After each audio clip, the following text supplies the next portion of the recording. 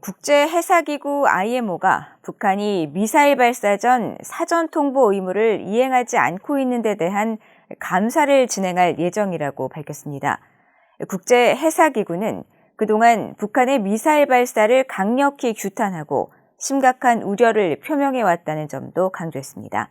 첫 소식 조상진 기자가 보도합니다.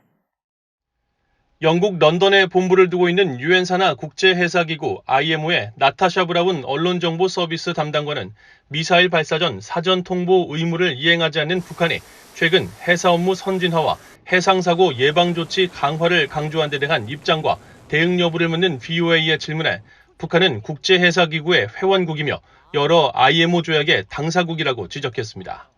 그러면서 북한은 올해 말쯤 국제해사기구 회원국 감사체계에 따라 IMO의 감사를 받을 예정이라고 밝혔습니다. 브라운 담당관은 IMO의 중요한 역할은 해운 산업을 위해 공정하고 효과적이며 보편적으로 이행되고 안전하고 환경적으로 건전하며 효율적이고 지속 가능한 수송을 촉진하는 규제 프레임워크를 만드는 것이라고 강조했습니다. 그러면서 그런 규제 프레임워크의 혜택은 모든 회원국이 요구되는 의무를 완전히 이행할 때만 달성될 수 있다며 북한의 의무 이행의 필요성을 지적했습니다. 또 회원국은 해당 국제법에서 비롯된 국기, 항구 또는 연안국으로서의 의무를 이행하기 위한 적절하고 효과적인 시스템을 구축하고 유지하는 1차적인 책임이 있다고 강조했습니다. 그러면서 국제해사기구는 회원국들이 관련 조약을 완전히 준수할 수 있도록 능력과 전반적 성과 개선을 도울 것이라고 덧붙였습니다. 브라운 담당관은 이어 그동안 국제해사기구 이사회가 북한의 미사일 발사 통보 미이행과 관련해 북한의 미사일 발사를 강력히 규탄해왔다고 강조했습니다. 지난 2017년 당시 이사회가 북한이 국제 해상항로 위로 불법적인 탄도미사일을 발사하는 것을 중단하기 위한 행동을 취해야 할 필요성을 거듭 강조했다는 것입니다. 또 해사안전위원회는 지난 2016년 11월 제97차 회의에서 채택한 결정 회람문을 통해 북한이 통보 없이 미사일을 발사했다는 보도에 대해 심각한 우려를 표명했었다고 설명했습니다.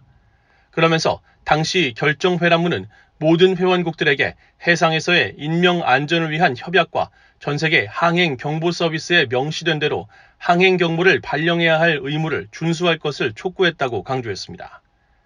북한 국가해사감독국은 지난 2일 홈페이지를 통해 세계적인 추세에 발맞추고 업무 처리 시간 단축 등을 위해 해사 업무의 디지털화를 추진한다고 밝혔습니다.